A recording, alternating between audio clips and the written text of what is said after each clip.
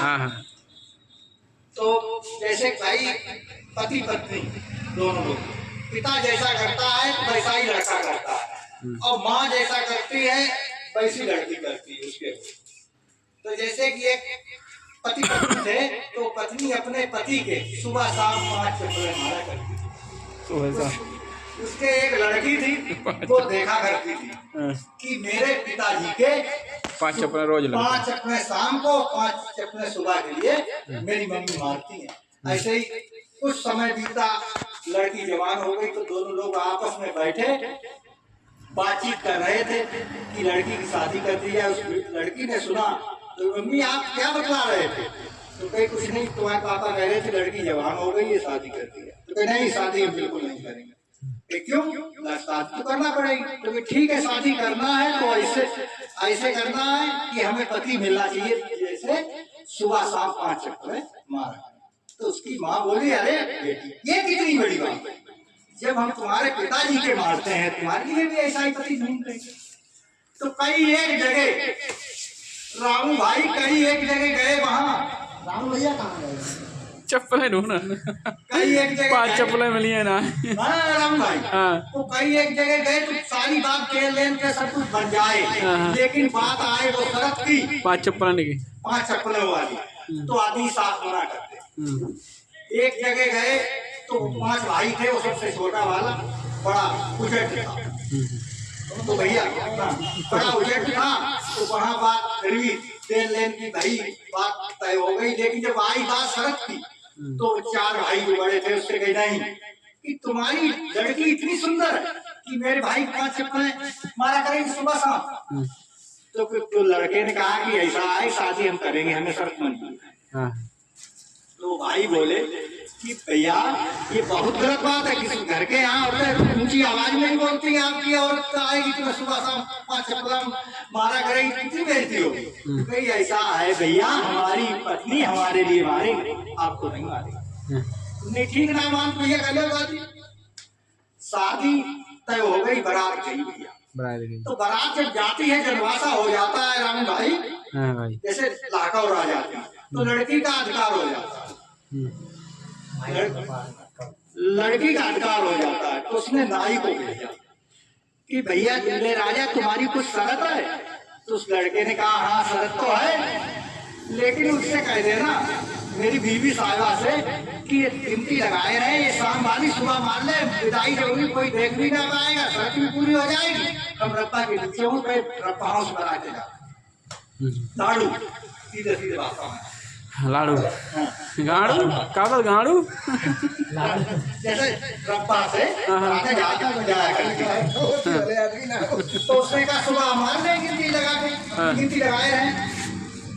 सुबह हुई विदाई, तो एक हमारे गुजरे कोई थे, तो उसने कहा चचा, जैसे ही बहू बैठे उसने तो बच के अड़ई से, उसने कहा ठीक है। तो लड़की जैसे ही उसमें बैठी, उसने अड़ई जब छेड़ी तो बतिया बहुत बुरी तरीके से भजी पंडित।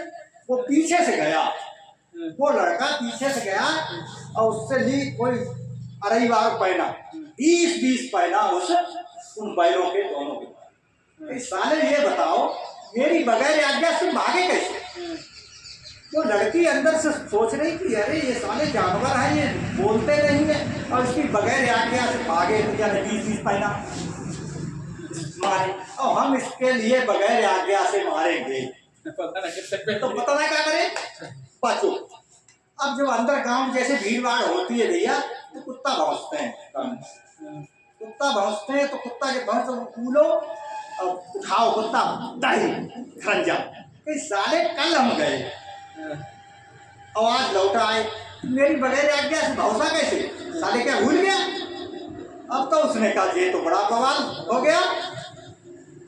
लड़की सोच रही थी सुरेश भाई, तो शाम के लिए क्या हुआ, सुहाग रात वाले थे, सुहाग रात थी, रात के लिए तो एक बिल्ली आई, तो भोजन आया था उसके लिए, तो उसने बिल्ली म्याऊं म्याऊं करके आई, तो उसने पुचकारी, उसे सारा खाना खिला दिया और अपना तान के ऐसे ही भूखा सो गया। तो वो लड़की मतलब स्वागत ना बनाई, स्वागरात मनाई लेकिन सो गया भूखा। स्वागत हो गए बनाई। हाँ भूखे ही मनाई। लेकिन वो औरत ये सोच रही थी जो लड़की आई थी शादियों की कि इस घर में रहना है तो बिल्ली की तरह रहो। तो पुचकार खवा दे जाए खिला देगा वो अपना भूखा सो जाएगा। वो शायद भूल गई। कुछ दिन दशहरी भैया यही भी थी, उनके बाप आए तो हम तो आगे न आई कि जो कुछ कही जा न पानी न पत्ता यार। पापा आप आए तब से तुम्हारे को चाय पान नहीं हुआ क्या? हाँ चाय पान करवाओ। जब उसने आज्ञा दी तो उस लड़की ने चाय पान करवाई तो उनने कही ऐसा है तुम बतला लो कुछ। हमने एक काम करे सेवा केंद्र चले जा 20 बार गए पैसा निकाल ला। हाँ, पैसा निकाल दवा तो देने में टीका करके तो कही ठीक है। तब वो जब दोनों लोग रह गए तब उन्होंने कहा बेटी ये बताओ सब बातें ठीक है लेकिन वो शर्त में क्या रहा? तो उसने मुंह बंद कर दिया कि पापा सब कहियो लेकिन क्या मत कहियो। तो उसने पूरी कथा सुनाई। तो भैया हमारा कहना ये है कि जैसा करोगे पैसा असर आएगा। लड़का बाप की सीखता है और माँ की लड़की सीखती है। यही कहानी। धन्यवाद भैया। राम राम। ना ना ना अबे चलन दो अभी चलन दो। ऐसे कैसे राम राम? और आ तुम जा कह रहे थे। हाँ तो उसने ये कहा तुम जा कह रहे लड़की माँ की दिक्कत है अब फिर माँ की बारी वाले काम देखो ना करे मार सुना कब थोड़ी देर मार सुना कब। अरे तो भाई उस वजह ये थी कि उस आदमी सुधार देता। तो आदमी सुधार देता है सीख का मिली हमें क्या बताओ? सीख ये मिली तो उसके जब ससुर ने कहा उस लड़के से ऐसा वाला लाठी के मारे बहुत भाजता है। हाँ उस ससुर ने कहा कि लला ऐसा है कि आपने बछेड़ी तो काट दी लेकिन हमारी घोड़ियों देख लेते। तो उसने कहा कि पिताजी ऐसा है आज जो आपकी बछेड़ी थी वो नई थी और घोड़ी बहुत पुरानी हो गई है हमारे बस दीवार नहीं।